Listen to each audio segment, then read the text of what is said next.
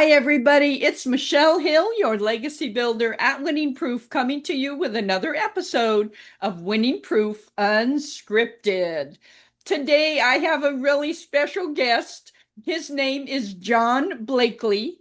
We met on LinkedIn through a mutual connection, I believe. So I am not going to read John's bio because he is so adept at speaking that he can much better explain it than me looking down or looking at the screen and reading a bio. So, John, welcome and thank you so much for being here. Thank you, Michelle. It's a pleasure to be here. It's a pleasure to have a conversation with you once again. Yeah, absolutely. So tell people who you are and what you do. And then we're going to kind of dive into more of what you do and how you serve your clients. And we're going to talk about JSpeaks so people understand and know more about what you do. Absolutely, absolutely. And by the way, Ed Dudley, he's the Ed, person who's he's Ed the person who Dudley, connected. yes. Yes. Anyway, hello everyone. My name is John Blakely, born and raised in New York, attended Howard University in Washington, D.C., graduated with a bachelor's of science in chemical engineering, lived in Houston, Texas for a stint, and I've been living in Greensboro, North Carolina ever since March of 2021. I started JSpeaks, my YouTube podcast, my YouTube platform, June of 2023. And it is my mission to connect, educate, and empower the world one spotlight at a time. And it is my vision to leave a lasting impact on the world that challenges people to think, consider, and better themselves. Essentially, what I do, I use my talents, my energies, and my skills to highlight the 99%.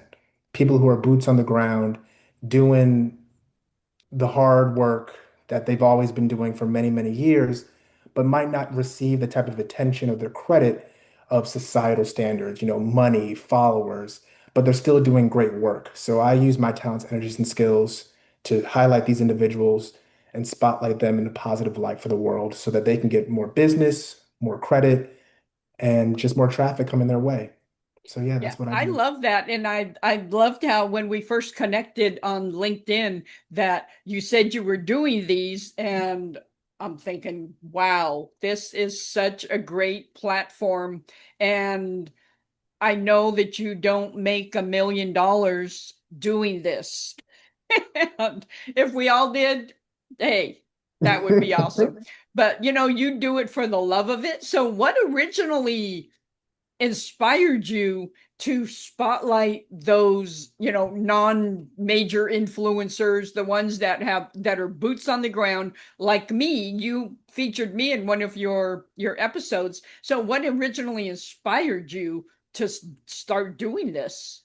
Thank you for the question, Michelle.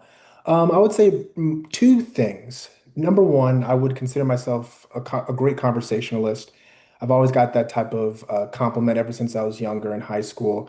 I was one who didn't really care for the superficial conversations, but really wanted to understand the person who I was talking to, understand their mind, their reasoning, and how they go about the world and making decisions. That was number one. Number two, I always found myself in organizations at school, not only as a member, but as a leader, Hmm. bringing in professionals into the organizations to educate the chapter on something that was uplifting. And I took that same type of mindset into also corporate America as well. I was always a part of ERGs, employee resource groups, and doing more or less the same thing. Actually, with my last employer, I was the business professional chair. I'm sorry, professional development chair of this organization called AH, African Heritage. And it was Wow. essentially, yeah, it was essentially my job to bring in professionals to educate the general body on mental health, on imposter syndrome, or anything that could uplift themselves from a professional standpoint or a social standpoint. And that transition to Jay Speaks, I was just like, hey, if I can do this from a corporate setting, I have all the tools and all the skills to do such things outside of the corporate realm. And I kind of took a little dab into that, reaching out to professionals that I knew personally and seeing like, hey, I'm an aspiring podcaster. and back in 2023, I had nothing to show for. I'm like, I want to do this. I know that we've had good conversations in the past when it came to visit you. Would you like to be a part of something that I'm trying to build? And even though I didn't have anything to show for and I didn't have any track record, these professionals at the time, they were willing and able and happy to invest that type of time into something that was just really a thought, a dream. And then after having, one positive interaction or one positive interview, they referred me to somebody else, they referred me to somebody else, and then, got to Ed, and then Ed referred me to you, and now we're here. So, Yeah, it's our businesses, and this is what I have found. It just what you start with is not what you end up with. yes. And our business evolves from as we, I think, evolve as a solopreneur, an entrepreneur, and as we progress and develop and learn and are connected with people, the right people, things happen. Things start happening, and I love that. So you went from being an employee and I mean, I think we all have that. We're all, we're employees or are part-time employees, and all that.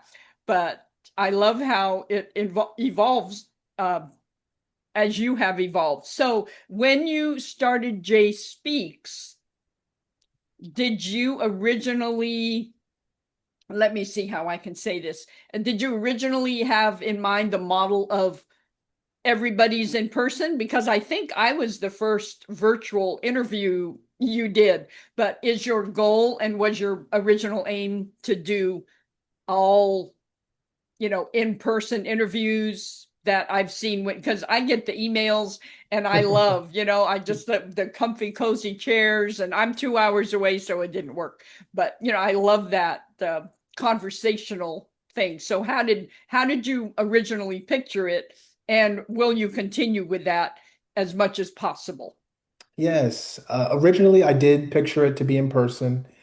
Um, I don't know. I had videographers at friends. I had videographers who were my Mhm. friends at the time, and they had all this nice equipment. I'm like, okay, well, if you have all this nice equipment and the interviewees live in North Carolina, hey, I'm willing to drive to Winston-Salem, Charlotte, Wow. Raleigh, Chapel Hill, wherever. Because right now, I have a studio. In 2023, I did not have a studio. So Hmm. in 2023, it was more so like guerrilla recording. So I would have to go to the interviewee spot as Yeah. long as they had like an office or a home that they can open up me up to. Or I interviewed Ed on the sidewalk in Durham.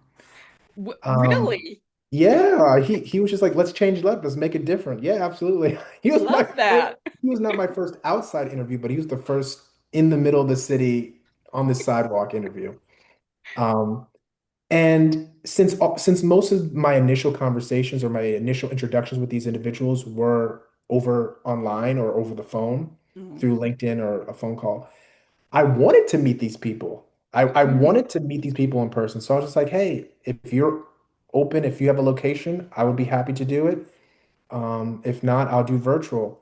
And everybody was like, hey, I'll do it in person. So, but yeah, you were my first virtual interview. Now I have other virtual interviews lined up. So, Okay, that is so awesome. And there's a saying that I have had and I have quoted many, many times through the years, and it's blessed are the flexible, for they shall not be broken. And that's the key when you talk about the sidewalk interview in Durham and going to people's location. You have to, if you want to continue to interview people, I think you have to remain flexible in how you approach that. yes. And that's also just an overarching theme of entrepreneurship. You can't go into entrepreneurship rigid. You Um, cannot. you can't. And if you do, it is going to loosen you up because you're going to have to make decisions that you would not normally make. And that's fine.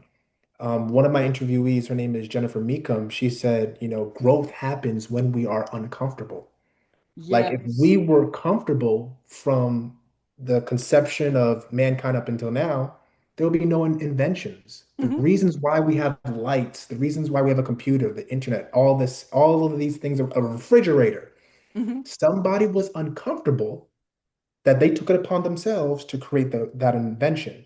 So through being uncomfortable, through driving from Greensboro to Wake Forest and all these other trips I had to do from 2023 all the way up into 2024, early 2025, got me here to now I have a studio. So if I was saying no, no, no, no, no, I'm not going to do that, I'm not going to do that, who knows? I probably wouldn't be here in 2026. So For sure, for sure. So that is the ability to be flexible. yeah.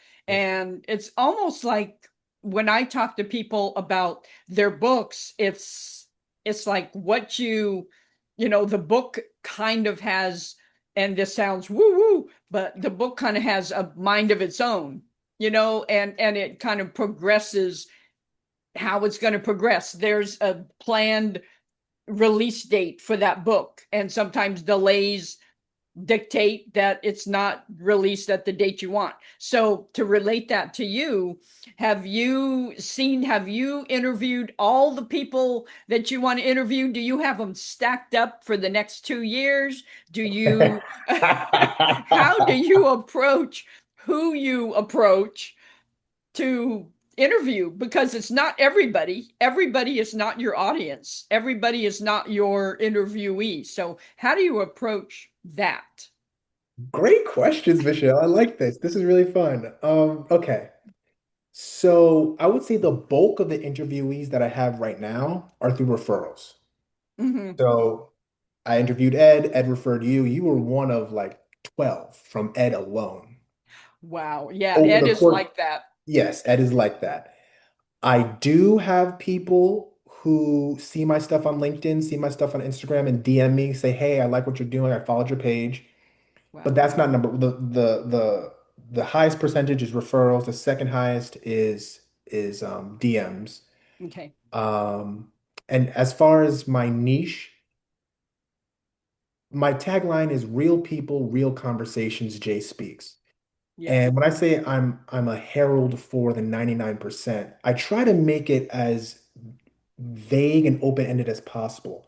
I interview nonprofits, I interview small business owners, I interview professionals. And I do that because I didn't want like a strict theme on my show because I'm just like, okay, after the 87th episode of this particular Yeah. niche, people are gonna get bored. Like I want every trailer to be a surprise, you know? Hmm. Yes. So because of that, I'm able to attract more stories and more people onto the show that fall under real people, real conversations, Jay Speaks. Yeah. And as far as booking goes, we're in June, well, end of Almost May of June. 2026. Yeah. People are already lined. I'm already into 2027. I'm February, March. I'm probably March of 2027. Already. I do That's four incredible. interviews a month. And That's I do four amazing. interviews a month because that's all I can do. Hmm. That's the most I can do without burning out. Hmm. Yeah. Because people like Oprah, they sit down, they interview, and after Oprah's done, she gets up, goes to her car, and she goes home. She has a whole team Hmm. that edits everything. After I interview somebody, I come back home, I edit the episode, I promote Hmm. the episode, Yes. I upload the episode, It's I all you. it's all me. So four a month is the most I can do until somebody listens to this interview and they say, "Hey, I would love to be a part of your editing team." Then I can do more. But yeah, so Wow. Wow. Yeah. And I know as a solopreneur, you do wear all the hats. And often as a solopreneur, we don't have the budget, like a big old budget to be, yeah, sure, I'll hire a full-time editor. Sure, a video editor. I'll hire a full-time this and that and studio production guy, all that. We wear all those hats. So yes. do you envision someday of having that? Do you envision growth to be Yeah. able to do that? Or do you want to keep it solopreneur? I envision a team. Right now, it's just my videographer and I. Of course, Hmm. in order to be more efficient in this, we want to Hmm. run as lean as possible. Sure. Um, Yes. yeah, so that I could interview more people in a month, and do more stuff with my day and my time. I love what I do, don't get me wrong, but Oh, it shows. Thank very you so much. clearly. Yes. Thank you. But if we want to do more as a brand, it would just make sense if somebody comes in and takes this load off the plate. And I would be open to that. And Okay. going back to this uncomfortable thing that we were talking about. Until then, I'm gonna suck it up and keep doing what I'm doing. And if it lasts another 6 months, it lasts another 6 months. If it lasts another year, it lasts another year. It Yeah. doesn't matter. Um, I'm not complaining. I'm gonna do what I gotta do in order to keep this Yeah. shit going. So Yeah, yeah. absolutely. And it doesn't seem like, you know, how some people saying, well, we're building the plane as we're flying it. You know, Mhm. it seems like you had a good sense of I have a hair on my arm. You're fine. You're Okay. fine. That's why I'm doing this. Okay. So impromptu. Uh it seems like you had a good somewhat of an infrastructure, a plan at the beginning. You didn't just, hey, let's just fly by the seat of our pants. You seem very much more organized than that. So, how did you build that structure into your business so it just didn't get away from you, which it can very easily?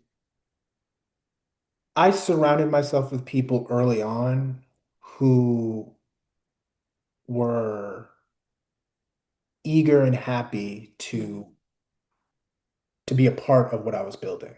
And when you surround yourself with like-minded individuals, when you surround yourself with people Yeah. who see your vision, you Yeah. start talking to them, you start brainstorming, and people willingly suggest things that you didn't think of, Hmm. bring insights to the table that you didn't consider. And it was not just me in the beginning. I Hmm. can't say I took all the credit, but at that early stage, family, friends, Hmm. taking a little information from this party, taking a little information to this party, having all of these ideas and insights on the table, and then kind of making a structure from out of it. Hmm. But I knew early on that nothing's gonna last without structure. Hmm. So I'm already at a disadvantage because I went to school for chemical engineering, not journalism. So I'm just like, I'm at a disadvantage because I'm learning journalism, I'm learning, the Yes. cameras, the lights.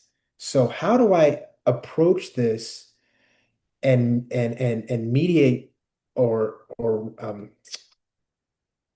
lessen as much potential catastrophe as possible? And that is coming in with an organized plan. Yeah. Now, as far as the camera composure and the journalism Mhm. aspect of JSpeaks, that I'm gonna learn as I go. Like Yes. that, I Hey, can't come in there. It doesn't matter how much you plan beforehand. Every episode's gonna have something that's gonna be like wrong with it. But Absolutely. I find the same thing with books is that there's so much I don't know. I'm learning along the way when my clients have questions or have an international launch, which I will never do again, by the way. But I just you learn as you go that way, but you do have to have some kind of semblance of structure in order to take it forward. yes, Okay. yes, Okay. So what group specifically did you align yourself with some entrepreneurial type groups that really helped bolster that, or did you just align yourself with people who are idea people and positive, supportive people and stuff? positive, supportive people. Okay. Yeah, when I broke off from, well, when I was doing this with corporate America or corporate, most of my friends didn't tap into entrepreneurship. So I Hmm. didn't really have an entrepreneurship community or an Yes. entrepreneur community. So I kind of just dove in head first. And I said the least I could do is surround myself with positive people, positive energy.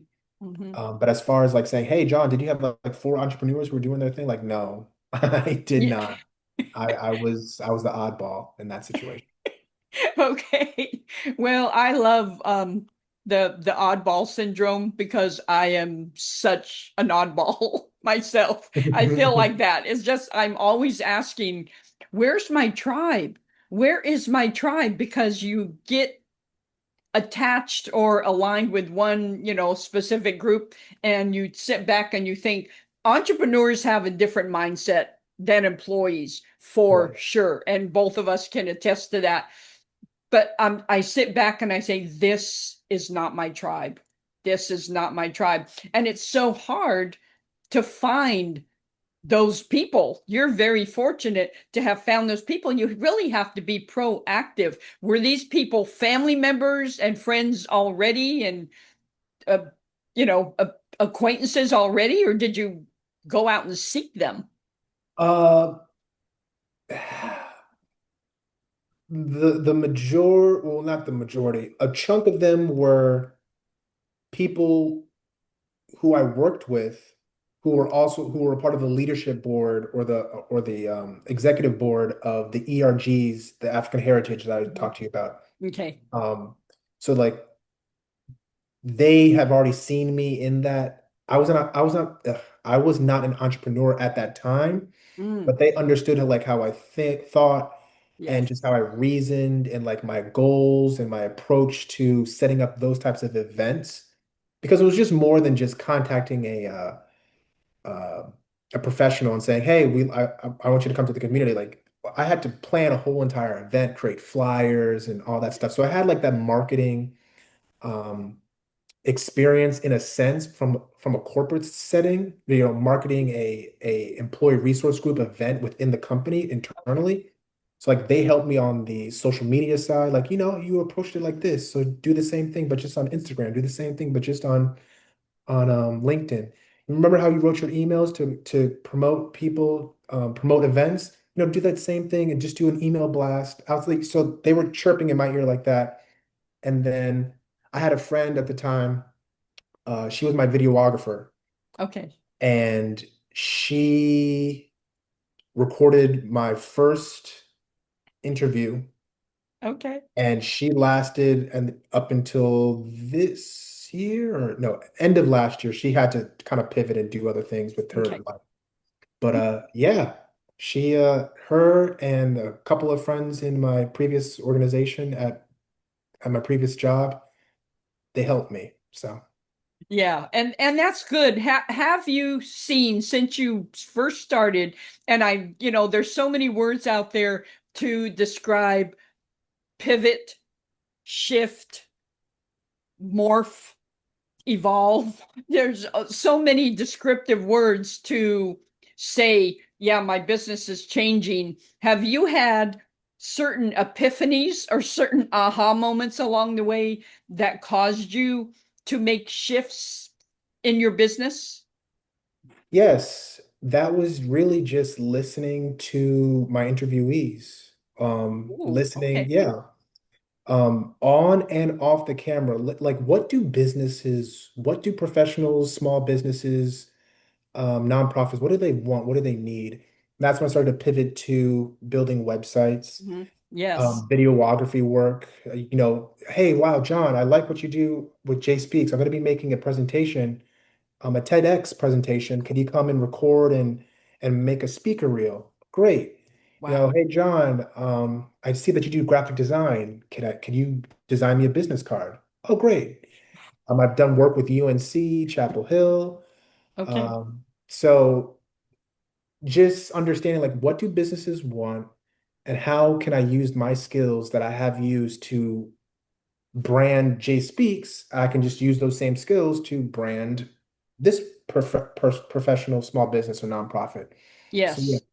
Okay. Yeah. and And going when to I get, networking events. Yeah. yeah, and yes, absolutely. And so I get your emails when a new interview comes up, and I'm a little behind on listening to them, Mhm. but I just always like my heart jumps with excitement because I Mhm. know that you're not going to have light, fluffy interviews. You really get into the meat of how that business runs and the meat of who that person is. And I really, really appreciate that about you is that they're not light and fluffy. You don't just skim the top and, keep it all happy and butterflies. You really get into the crux of what people go through in their businesses. And I think you add a ton of value in what you're doing. That's my personal observation so far.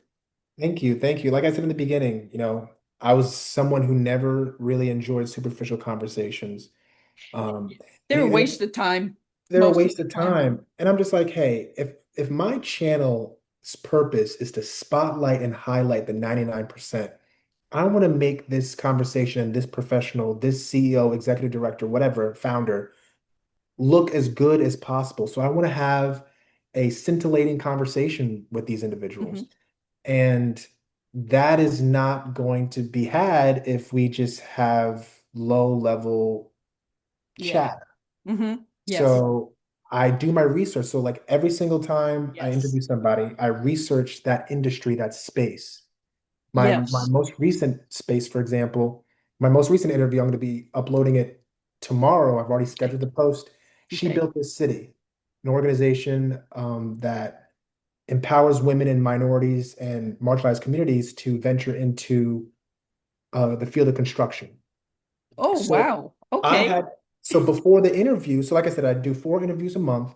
Hmm. So like that week prior to that interview date, I am spending hours a day Hmm. researching the construction industry, reading articles, listening to interviews, understanding why she built this city is necessary, and then drafting my questions beforehand. And then I send my questions to the interviewee, like I did to you, Hmm. like Yes. 3, 4 days before the interview, just so Yeah. they can see, like, hey, So helpful. yes, yes, because 90% of the people who I interview, this is their first time being interviewed in that type of setting, like with cameras and lights Okay. coming down. So Hmm. they're already coming in nervous. So I want to do my best to alleviate those nerves as much as possible. So, and the best way to do that is to show them, like, hey, these are the questions that I intend to ask. So, Yeah, absolutely. And you do a really good, that's a special gifting of yours. You really do a great job with making people feel comfortable, and you are individually and specialized suited, specially suited because of your ability to not have light and fluffy conversations. Your conversations count. They count for something. They're meaty. So I've always really appreciated that. So what is the main challenge you have encountered along the way since you've been doing this? And how have you conquered that? And I did not send, just for viewers, I did not send John the questions ahead of time. That's if you see him pause a moment, that's because he's hearing these questions for the first time. yes. Great question, Michelle. I would say the biggest challenge is fighting the old version of me, fighting the negative thoughts, the negative voices.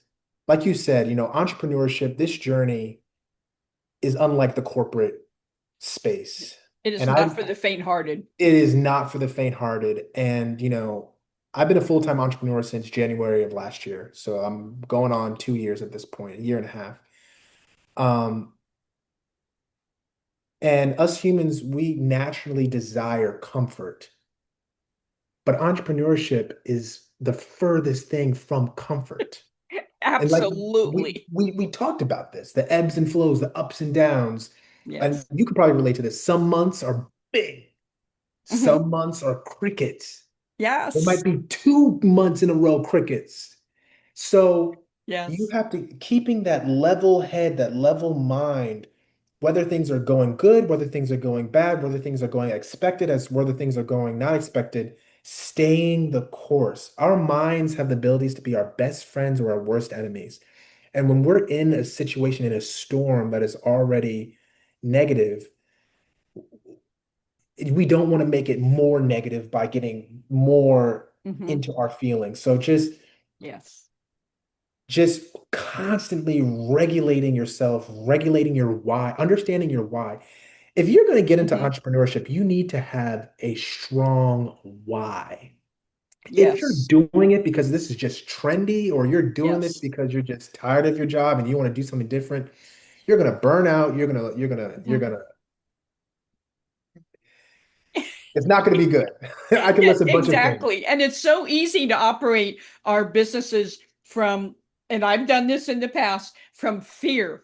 Like Yes. when you have had a couple of bad months, that fear, because it's a funny thing, rent, house payments need to be paid. We like to eat. So food, we need Right. food Yes. regularly and Yes. and stuff. So, but you can't, I think potential clients smell fear if you're Yes. operating from that point. So, how have you managed that?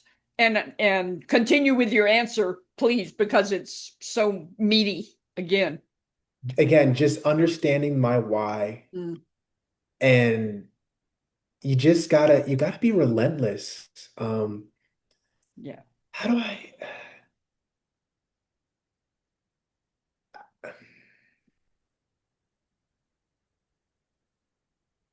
if one door's like, for example, Mhm. the websites, the videography and all that stuff, it didn't me pivoting, all those pivots did not happen all at once. Oh, yes. It happened gradually. Like I think the first thing that I was doing was building websites. That was the first thing. Okay. That was my first pivot away from the traditional JSpeaks sit down interview. And that was getting me money on the Mhm. side for a considerable amount of time. Still does, but not as much as when I first started doing it. But Mhm. when that started getting quiet, I'm like, okay, customers are not coming in.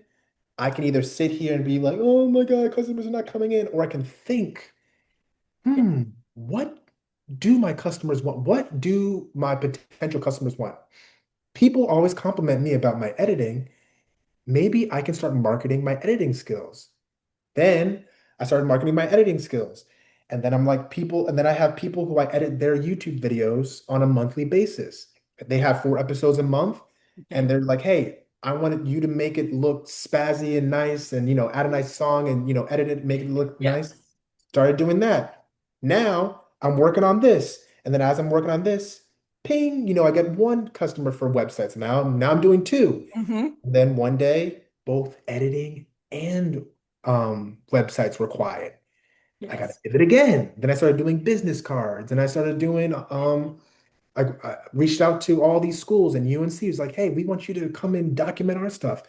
Now I'm doing this. So Yeah. it's just, you can't just sit down and cry. Can't sit down and just get sad about yourself. When something Yeah. quiets, you got to make a way. Yeah. That reminds me of that old song, It's My Party and I Can Cry If I Want to. Oh, yeah. Yes.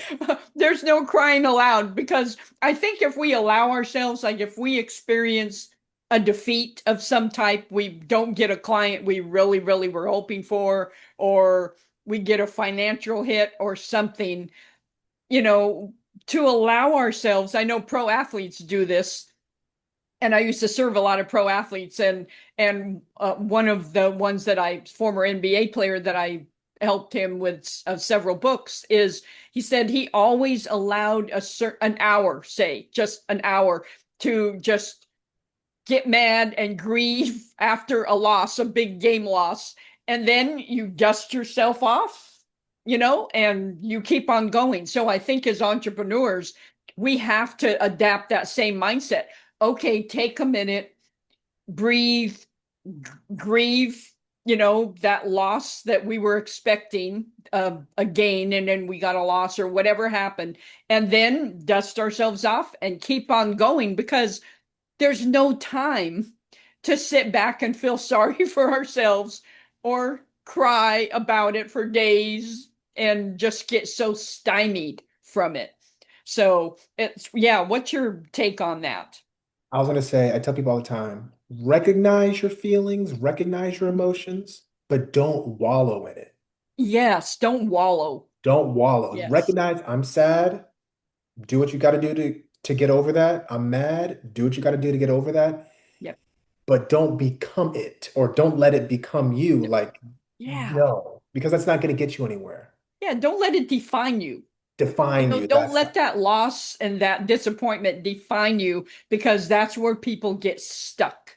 yes. Yeah, yeah. Okay. So what if you learned about yourself? And just a moment here.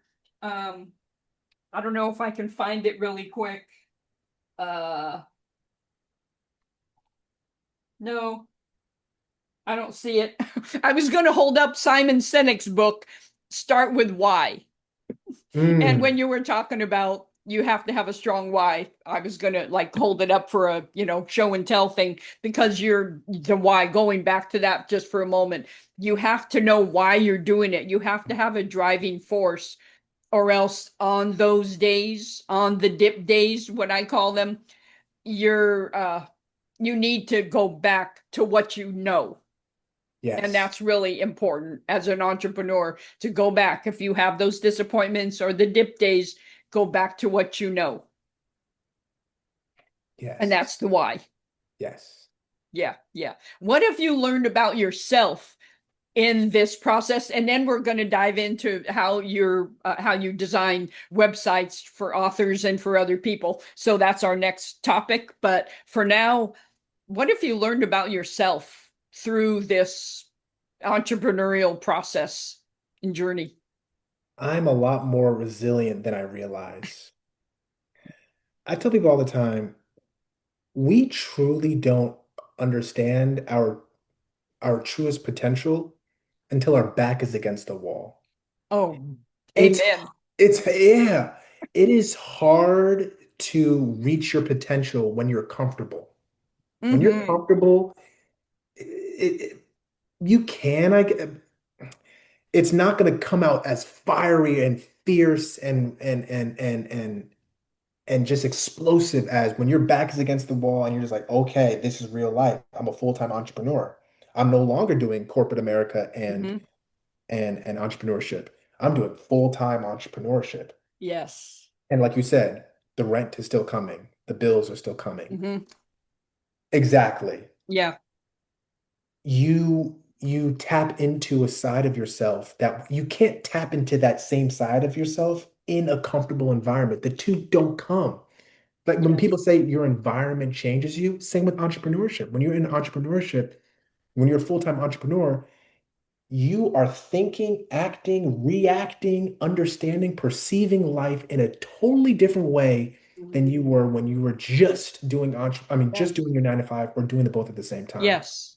And for me to say that it's been a year and a half of full-time entrepreneurship, I'm impressed with myself. And there were so many times during this journey that I could have quit and just given Yes. up. Oh yeah. Even Procter and Gamble, they sent me an engineering role, but I had to move to Missouri. They're like, hey, we have an engineering role. You got the offer. You have to move to Missouri. I'm like, wow, I can move to Missouri and go back into the 9 to 5 and have the job, the engineering job, and the place, whatever. But Yeah. I have to move from North Carolina. JSpeaks would be shut down, Mm-hmm. and I'm back in the environment that I left. Do I really want to do? And I would have moved again, born in New York, went to DC, went to Texas. Do I really want to do that? No. So I people, parents thought it was crazy. Family thought you're turning down a guaranteed offer letter to continue to do something that's not guaranteed. Yes. That's what I'm saying. Like you can't really, Yes. it's hard Yes. to, entrepreneurship is a language. It's hard to talk Oh, that's entrepreneurship. good. Yes. It's hard. They're not gonna understand. And employee mentality is a different language. Yes. And often it's just, yeah, but I have a guaranteed healthcare plan. I have a guaranteed salary every 2 weeks, whatever. There, and I'll say it in slang, there ain't nothing guaranteed. So Right. you It's think that you're guaranteed and you have this security. There is no security, especially in today's climate. So you have to choose, like, no, I'm going to choose autonomy and yes. freedom and doing what I love with uncertainty. And then employee mentality says, I'm going to choose the uncertainty of working full time for somebody else. I mean, Yes. basically, that's what it is. Yes, totally Yeah. agree. Like you said, especially in this climate, I think Oh, what Meta or Facebook just laid off like hmm. 30,000 people. Yes. But we all, I truly believe that we all have a divine purpose in life. Hmm. Jobs, this 9 to 5, this is all man-made. Hmm. This is all man-made. I believe Harrison Yes. Ford, he Yes. was the person who started the 9 to 5, this 9 to 5 week, this 5 days a week, 2 weekends. We all have a divine purpose, and our divine purpose in life is to use our talents, our energies, our skills, our uniqueness to Yes. make a positive, long-lasting impact on humanity. If we all, as a world, not as a country, as a world, stepped away from our jobs and we were all able to tap into a deeper part of ourselves to impact the world in a positive way, we would might be able to reach a semblance of world peace. Hmm. But jobs just sucking energy, sucking the life out of people, and it shows where your attention goes, your energy flows, and when you're Oh, giving yes. all your energy to a job, you don't have the type of energy for a lot of other things. But Yeah, absolutely. Yes. And often when entrepreneurs are starting their endeavor, and I don't know if this happened to you, but it happened to me back in the day, is that I uh transitioned gradually. So yes, I had that full-time job, and I just don't like the word job, but it's job. So I had that, but I was working on my business at one point. I was working a full-time job, and I was a personal chef on Monday nights, and I was a personal trainer on Tuesday and Thursday nights, and then I worked to my business during the other off time and on the weekends or on Saturday. So often we see that transition being gradual. Did you do that? Did you have a gradual transition, or was yes, it just okay, all or nothing? I'm in the deep end. yes. So started my job in 2021, March of 2021, Okay. and I started um, doing JSpeaks in 2020, June of 2023. And Hmm. then I was doing like one interview a month in 2023, then two interviews a month in 2024, and then 2025 is when I said, I'm not doing my job anymore. I'm doing JSpeaks full time. Hmm. Okay. Okay. Yeah. Yeah. And okay, that makes sense. So, what we're going to do now is we're going to shift a little bit. We're going to shift, pivot, whatever we want to call it. And we're going to talk about your website design. And before I do that, I just want to interject.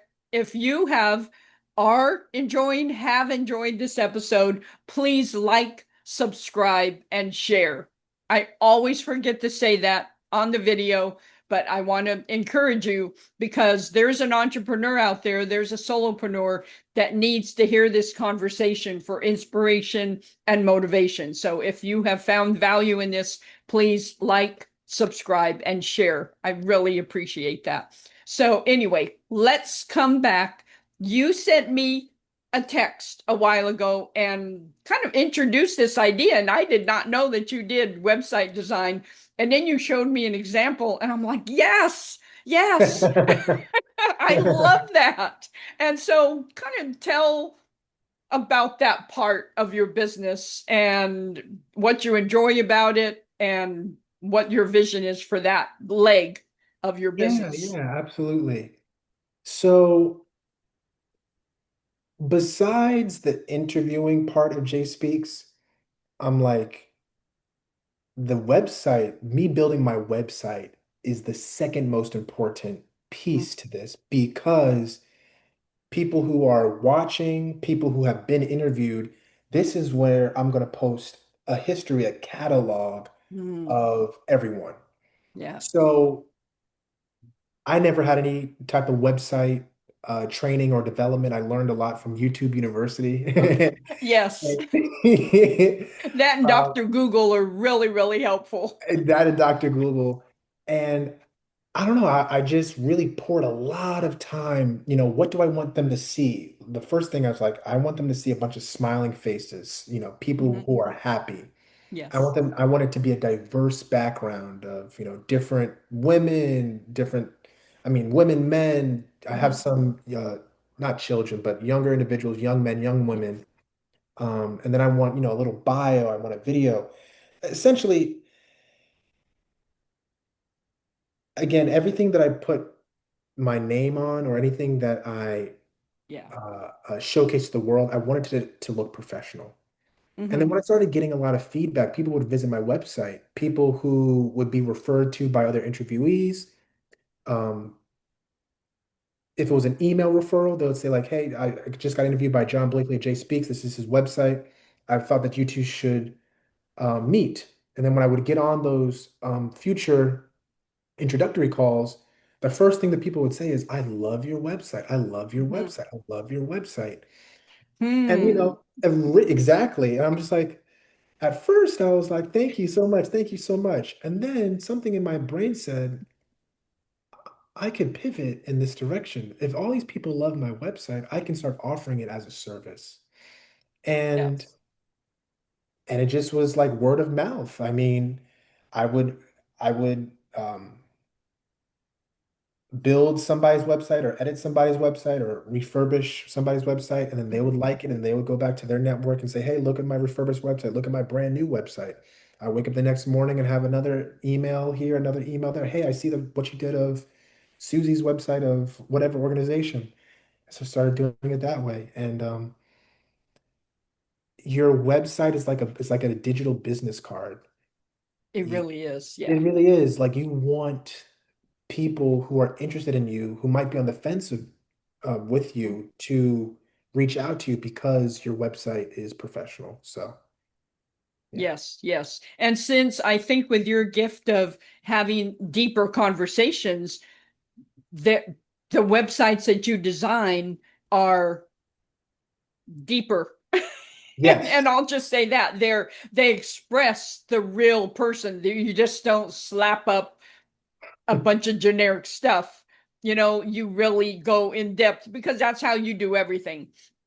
How you do anything is how you do everything. And Yes. so, since you are committed to excellence in everything you do, the people that you do websites for, it's going to really reflect that person and their business. I mean, to a deeper sense than in a deeper sense than just clip art and just slapping something together.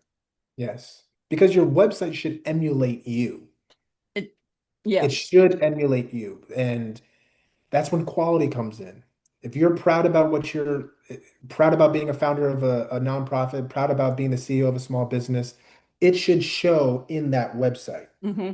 It should look like whatever you are promoting, like you said, you did not just slap on. You took time Hmm. to put it in such a way that would attract you to want to reach out to the website owner so that they could come together in some Absolutely. type of way. So I know that, and I know the importance of that. I have been on the receiving end of that, Yes. being intentional about my website, and people have reached out to me on my website. So I want that same thing for them as well, too. Um, I don't rush website development. Hmm. Depending on how quickly the person who I'm serving gets back with me with the requirements that I have, 2 to 3 weeks. Hmm. So Okay. yeah. So Okay. And do they provide you with the content to put yes. on? So they provide you with the images and the content, or do they leave some of the images to you as far as a little bit of creative license on what what would best reflect them? My creative touch really is for like the user interface, so the Mhm. UI. I will if this like I said, this website is supposed to emulate them. So first and foremost, you send me everything that you want on the website. I Mhm. want you to feel like you've had a hand in your website. Yes. Yeah. Okay? Kind of important. Yeah. Yes. And like I am the glue. Like you bring the puzzles and I'm going to glue everything together. Now, some people might not have as much material as other people, then that's when I kind of come in. But first and foremost, yeah, like yes, send me the picture that you want that's going to be on the about page. Send me the colors, not just blue, red, green, but like the color codes that Hmm. you want on your website and where would Yes. you want them on your website? Yes. Like a Um, branding kit color, Branding like kit. that. And most importantly, what I do is I say to them, I say, go, I'll ask them to create like a Google Doc. Hmm. And I'll say, upload all the websites that you like. Yes. And more specifically, what do you like about the websites? Yes. So like add like the link. Oh, I love how when you scroll her page, you can like she has like a picture in the back and it's like see-through. Like, okay, I can add that. Like again, user Hmm. experience. Oh, I like this website, there's something moving on the bottom. Go, okay, okay, great, great. So I can get a kind of feel of what do you want your website to be. So, like just like a chef, you personal chef. A little bit of this, a little bit of that, a little bit of this, stir it up. Yes. Boom, here's yours. So Absolutely. And do you offer hosting or do you recommend hosting companies for your clients? I offer hosting. You do. Okay. I That's do. good to know because often that kind of throws, especially authors, and from my point of view, when I send people to you, they're going to be authors. So often they just don't, oh, I didn't know about hosting. Oh, I got to create another whole, you know, thing, a platform, or sign up for something different. So they can come to you and you provide that hosting. And what does that hosting include? I'm going to get into the weeds just a little bit. So what does that hosting include? Um, it's just the standard hosting, like they'll be able to have their website online. Mhm. Um, Will yeah, they be able to do the back end edits if they need to change things or change content? thank you. So it depends. It depends. Okay. All right. So how do all right. So there's two sides. Side A is coding. So I will code Yes. your website. The Okay. pros about coding is there's basically anything that you want, I can do. And I mean that. Anything that you see that already exists Yeah. out on the www on the net, I can do that. Okay. Con, you're not going to be able to edit. Even if you upload a picture, you're not going to be able to do that because everything is coded. Yes, So for that's sure. going to come with a monthly charge, a monthly service Hmm. charge. Or you can say, hey, I just need the hosting and I want you to design this website on WordPress, GoDaddy, Yes. what have you. Now, the creativity is not 100%, it might be 85%, but it won't be identical to what you see, but I Yes. can do the best I can. But the pros of that is you can go Yes. in and upload and edit yourself if you choose to Yes. do that. Okay. So And with the WordPress and GoDaddy, GoDaddy is really plug and play, a lot. But WordPress, you're going to be limited. Like if somebody comes to you, you're like, you have to build it within WordPress's framework Yes, to do exactly. that. And that provides limitations. Yes. Yes. So my website, I coded my website. So when you can code, there's no limitations, there's no framework. It is endless. Most of these savvy looking websites, they're not on WordPress. Yeah. Let's be honest, they're not on WordPress. Nothing's wrong with it. Like people can Yeah. still visit your page and they can still, Yes. see what you do. But if you want something that pops out and has Hmm. life to it, Yeah. yeah. True. So True.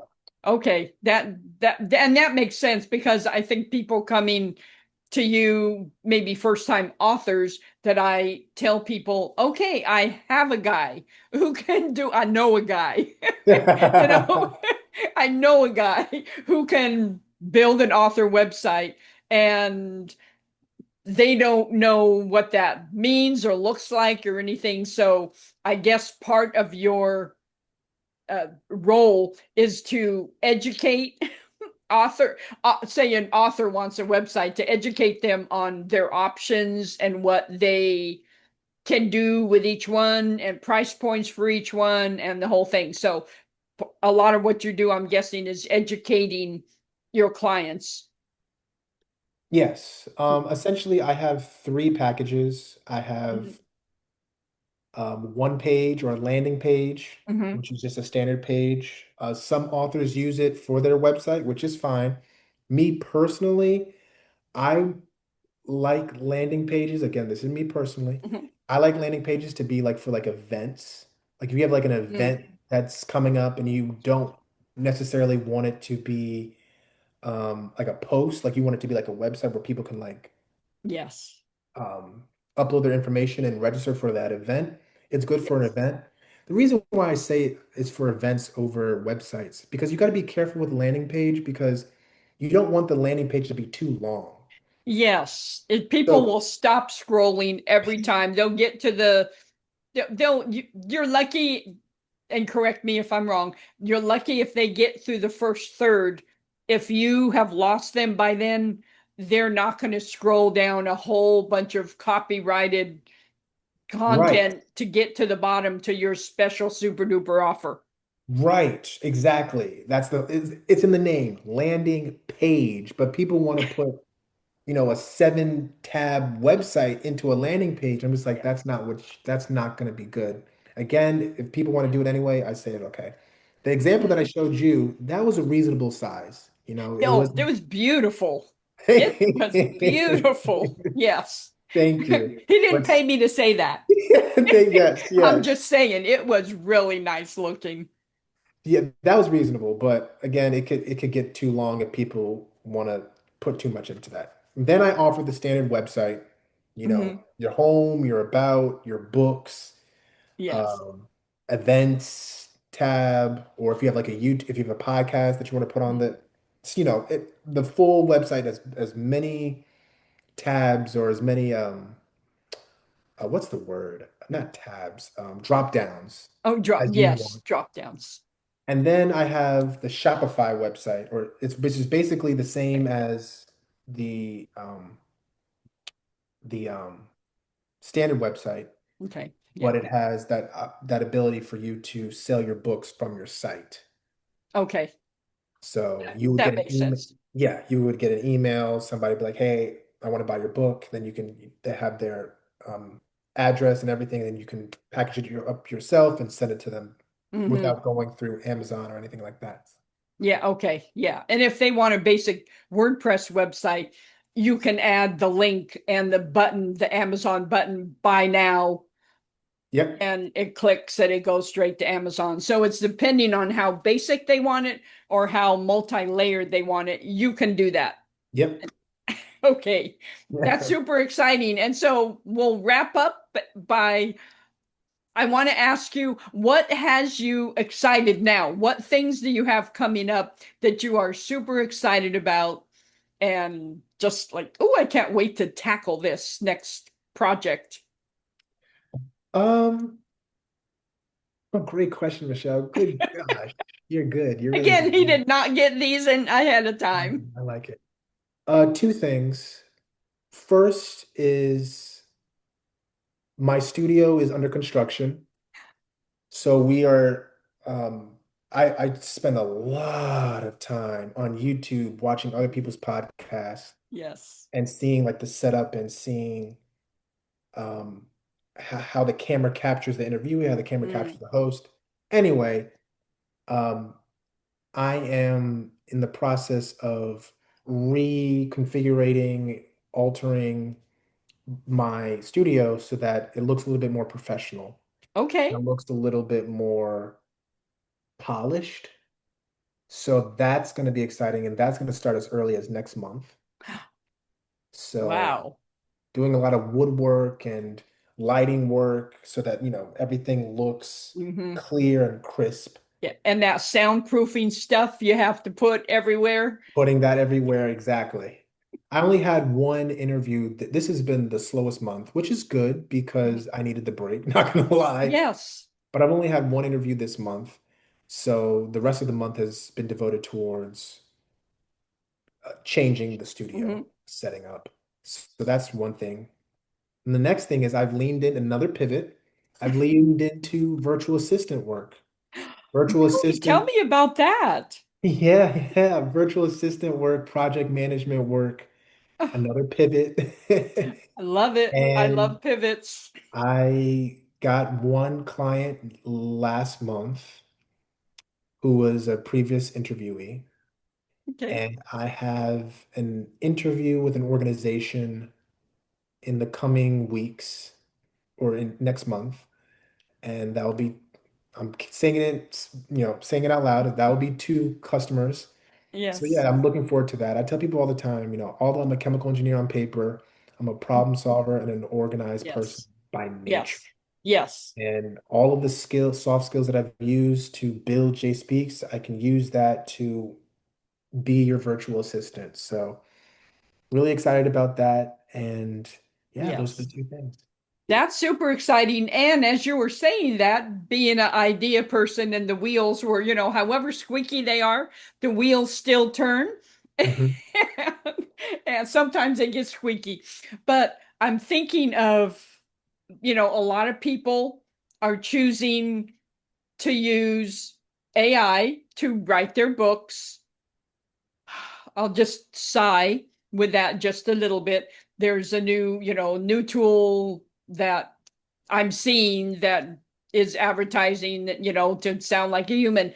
But I'm thinking idea wise for your talent of virtual assistant, question asking, getting to the deeper things, I'm thinking you could be the one to ask if someone wants to do a memoir.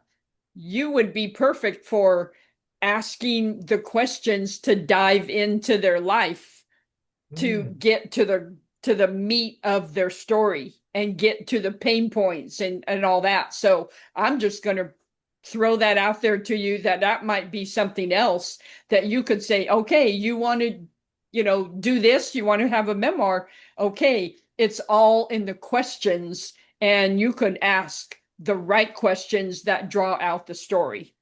I like that. Thank you for saying So that out there, loud. Yeah. I think you would be specially gifted for that. Thank you. Yes, I agree. That would be nice. Yeah. Okay. Well, I love ideas. So, okay. So how can people, and I will put all this in the show notes, but how can people connect with you if somebody says, "Oh, I really love what he had to say. I would love to connect further. I would love to be a guest, a possibility for a guest on J Speaks. I just want to get to know this fabulous man." How can they connect with you? Absolutely. So my email is JSpeaks, not JAY, the letter J, Yes. speaks 6623 at gmail.com. That's one. Number two, you can go on my website, www.aboutjspeaks. Mhm. And then on the main page, you can contact me. There's a form that you can contact me there as well. Then I'm on LinkedIn, Jay Speaks on LinkedIn, or you can contact me via John Blakely Jr., JohnBlakley Jr. Um, yeah, email, website, LinkedIn. I'm also on Instagram, JSpeaks underscore underscore, and then Facebook, JSpeaks. Awesome. Awesome. So you have made it easy for people to get in touch with you. Yes, yes. People will Okay. find it one way or another. They absolutely will, and I'll put all that in the show notes. And any parting before we go, any parting words of wisdom that you want to tell solopreneurs or entrepreneurs that are just at the beginning of their journey, what would you tell them in a snippet?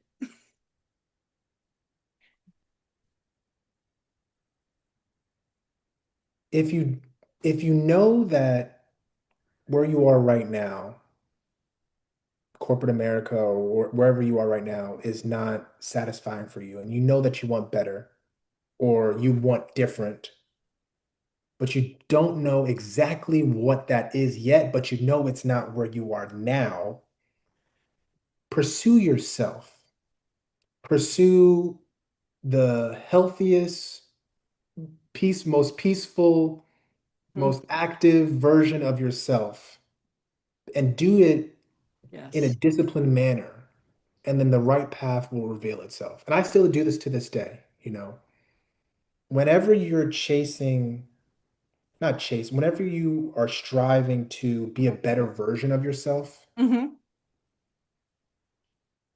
life will just open up in a way that staying complacent won't get you. Yes. So that's what I have for my audience. Pursue the smartest, healthiest, most active, kindest version of yourself. And there's this famous, or he used to be a famous race car driver called Richard Petty. Oh, yes. Oh yeah, you know. Of course.